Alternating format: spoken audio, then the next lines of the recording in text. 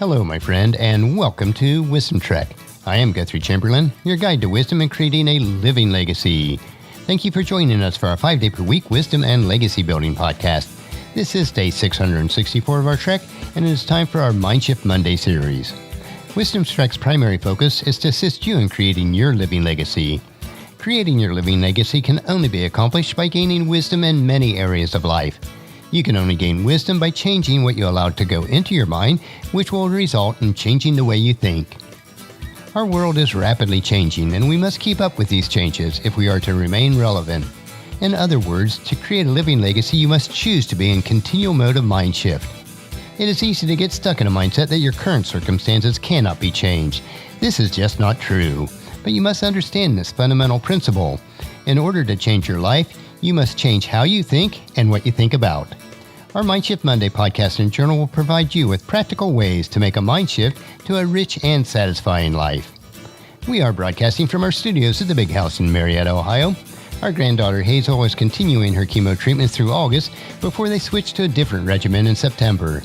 The oncology staff has prepared Elizabeth and Nat by telling them to enjoy the remainder of August by including some fun activities for the family because the next phase is going to be more difficult for Hazel.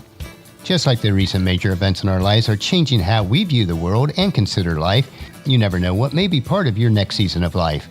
When you are in a continual mindshift mode, you are preparing yourself to adapt and accept these changes, whether they are pleasant or not. It is also our choosing to have a mindset that life is about encouraging one another to live to our God-given potential. God desires you to make a difference in your world, but it may require that we help each other. So on our trek for today, have a mind shift that will help you to realize that you and I can change our world. I remember a story from days gone by about a 10-year-old boy who was selling pencils door to door in his neighborhood. When an interested adult at one of the houses asked him the reason for selling pencils, he replied, "I want to raise $6 million to build a new hospital for the city." Amazed at his answer, the inquiring adult exclaimed, "That's a mighty big job for just one little boy, isn't it?" "No," responded the 10-year-old with big dreams. "I have a friend who is helping me." The world God created is a big and beautiful place in which we live. Unfortunately, humanity has somewhat ruined the world, and that needs to be changed. The task is large and would be difficult for any one of us to make a huge impact. I don't think I can change it just by myself. I do need your help. You might ask, just me? That's right, just you.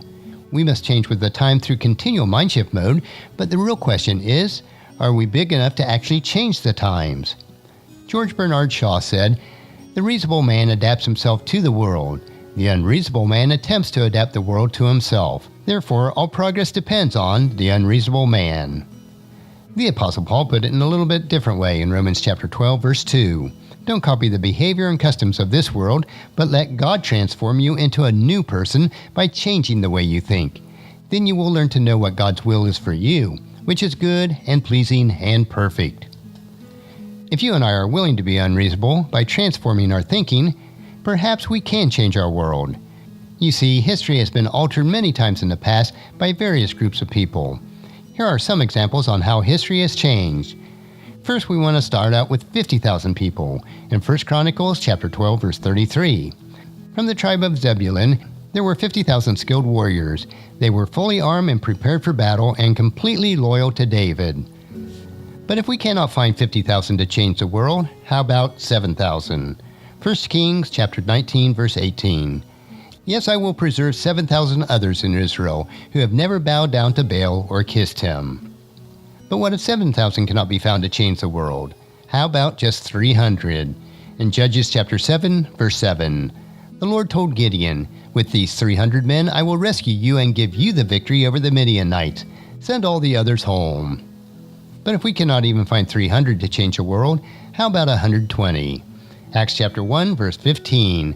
During this time, when about 120 believers were together in one place, Peter stood up and addressed them. But what if we cannot even find 120 to change the world? How about 50? Robert E. Speer in 1917 said, "If 50 men in our congregation can be found who will enter the holy place of prayer and become henceforth men who God has touched with a prayer passion, the history of the church will be changed." But what if even 50 cannot be found to change the world? Well, how about 10? Dwight L. Moody said, "If 10 men will give themselves completely to the will of God, they will be able to change the world." And in a discussion between God and Abraham, God clarifies his willingness to use just 10 persons in Genesis chapter 8, verse 32.